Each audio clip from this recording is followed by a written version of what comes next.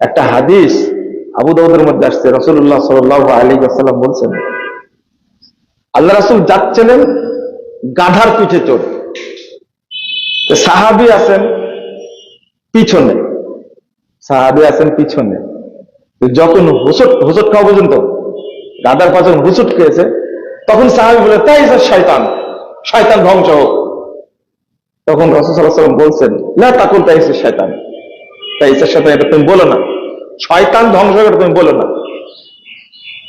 যদি তুমি এই কথা বলো, তাফাখারা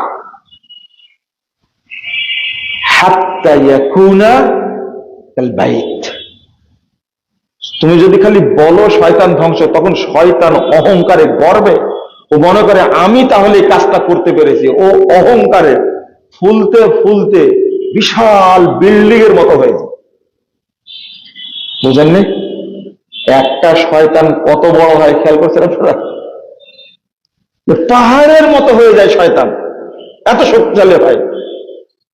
বরং ওয়ালাকিন কুল বিসমিল্লাহ, এরকম ঘটনা ঘটলে তুমি কি বলবা?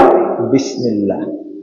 হাত্তা ইয়াকুনা কাযুবাবিন, বিসমিল্লাহ বলা মাত্র শয়তান শক্তিহীন হয়ে একবারে মাছির মতো ছোট হয়ে যায়, মশার মতো হয়ে যায়।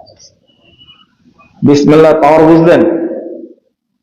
শয়তান, আমি এই কথাটা বলতে ভুলে যেতে পারি, এই জন্য আগেই বলে নিলাম, শয়তানকে গালি দিলে কি হয়? শয়তান শক্তিশালী হয়, পাহাড়ের মতো বিল্ডিং এর মতো হয়ে যায়, আপনার সামনে শক্তি নিয়ে দাঁড়ায়।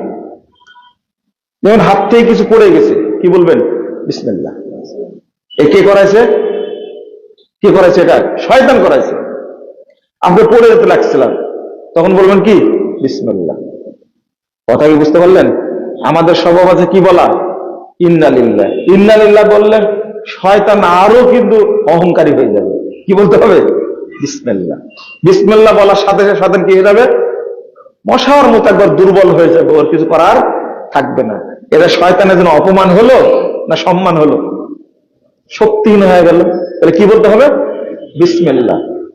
শয়তানকে সোজা করার একটা বড় অস্ত্র কি? বিসমিল্লাহ। হাত থেকে কিছু পড়ে গেল, বা আপনি পড়ে যেতে লাগলেন, বা হোঁচট খেলেন, সঙ্গে সঙ্গে কি বলবেন? বিসমিল্লাহ, বিসমিল্লাহ, বিসমিল্লাহ। সাহাবীরা বলতেন বিসমিল্লাহ, বিসমিল্লাহ। এটাকে শয়তানকে অপমান করার অস্ত্র, এটা একটা।